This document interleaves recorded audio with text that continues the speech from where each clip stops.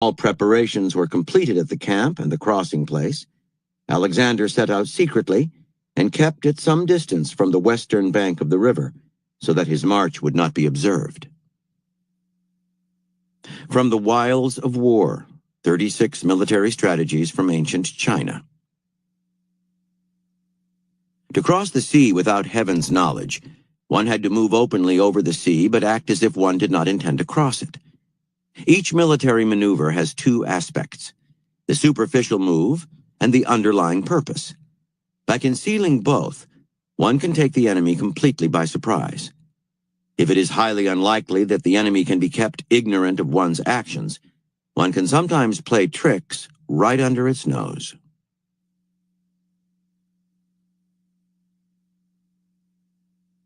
From the I Ching.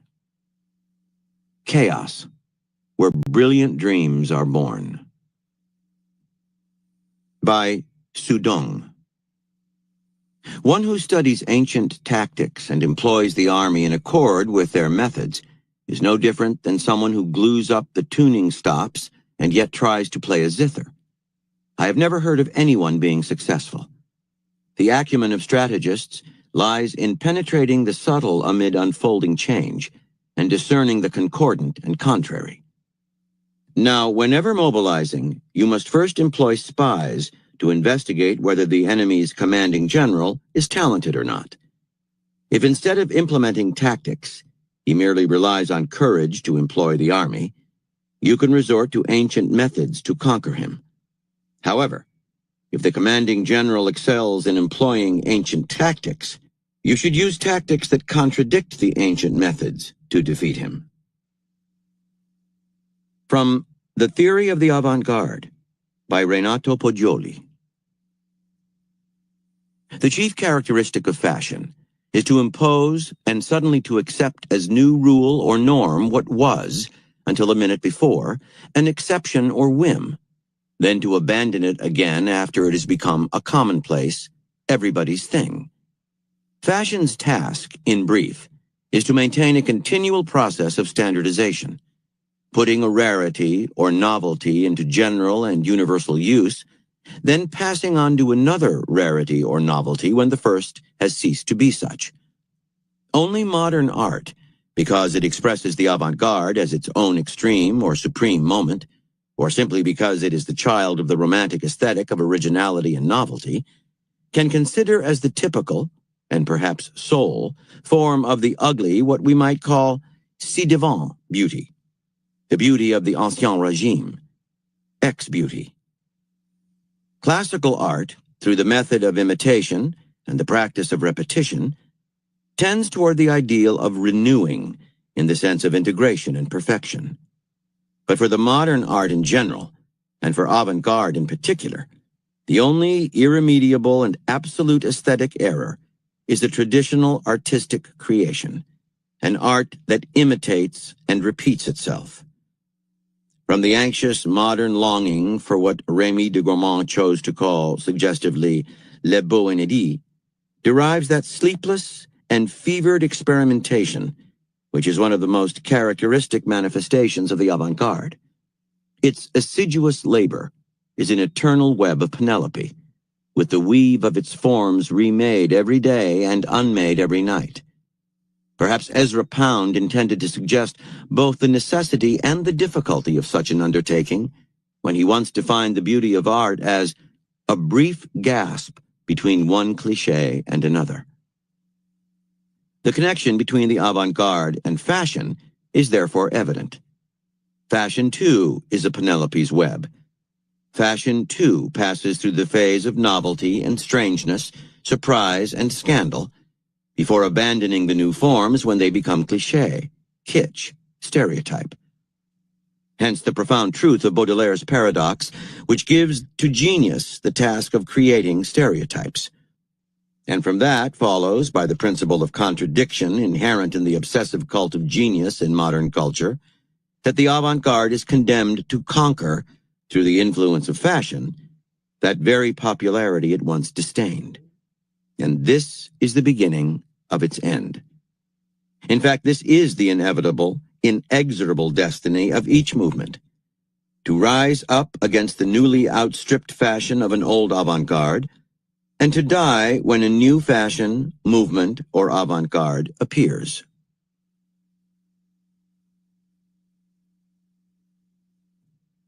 By Marcel Duchamp. I have forced myself to contradict myself in order to avoid conforming to my own taste. And lastly, from Warriors, Warfare and the Native American Indian, by Norman Bancroft Hunt.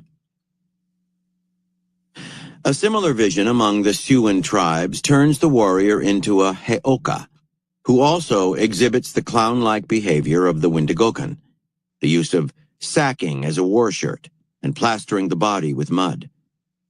Psychologically, the heoka was of immense importance, as were similar characters among numerous other tribes. During periods of happiness and plenty, he saw only gloom and despair, and could be goaded into providing hours of harmless amusement when he gorged himself on buffalo ribs while complaining there was no food in the camp, or declared he was dirty and proceeded to wash in a bath of mud.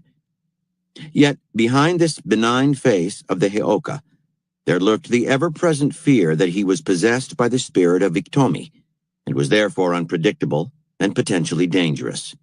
He, after all, was the only person who dared challenge the supernaturals, even if he was in dread of a common camp dog, and would run screaming in fright if one approached too close. Thus he made a mockery of the pretensions of some of the warriors, but at the same time emphasized the fact that the powers which guided and protected them in battle were of such strength that only a heoka might oppose them.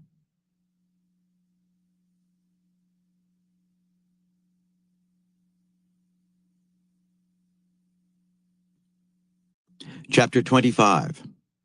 Occupy the moral high ground. The righteous strategy. In a political world, the cause you are fighting for must seem more just than the enemy's. Think of this as moral terrain that you and the other side are fighting over.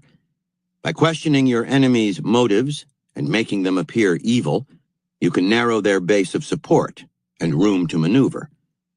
Aim at the soft spots in their public image, exposing any hypocrisies on their part. Never assume that the justice of your cause is self-evident. Publicize and promote it. When you yourself come under moral attack from a clever enemy, do not whine or get angry. Fight fire with fire. If possible, position yourself as the underdog, the victim, the martyr. Learn to inflict guilt as a moral weapon. The moral offensive. In 1513, the 37-year-old Giovanni de' Medici, son of the illustrious Florentine Lorenzo de' Medici, was elected pope and assumed the name Leo X. The church that Leo now led was in many ways the dominant political and economic power in Europe, and Leo, a lover of poetry, theater, and painting, like others in his famous family, wanted to make it also a great patron of the arts. Earlier popes had begun the building of the Basilica of St. Peter's in Rome, the preeminent seat of the Catholic Church, but had left the structure unfinished. Leo wanted to complete this mighty project, permanently associating it with his name, but he would need to raise a fair amount of capital to be able to pay for the best artists to work on it. And so in 1517, Leo launched a campaign to sell indulgences. Then, as now, it was Catholic practice for the faithful to confess their sins to their priest, who would enforce their contrition by assigning them a penance, a kind of worldly punishment. Today, this might simply be a prayer or a counting of the rosary. But penances were once more severe, including fasts and pilgrimages, or financial payments, known as indulgences. The nobility might pay an indulgence in the form of a saintly relic purchased for their church, a large expense that would translate into the promise of a reduced time spent in purgatory after death. Purgatory being a kind of halfway house for those not evil enough for hell, not good enough for heaven, so forced to wait. The lower classes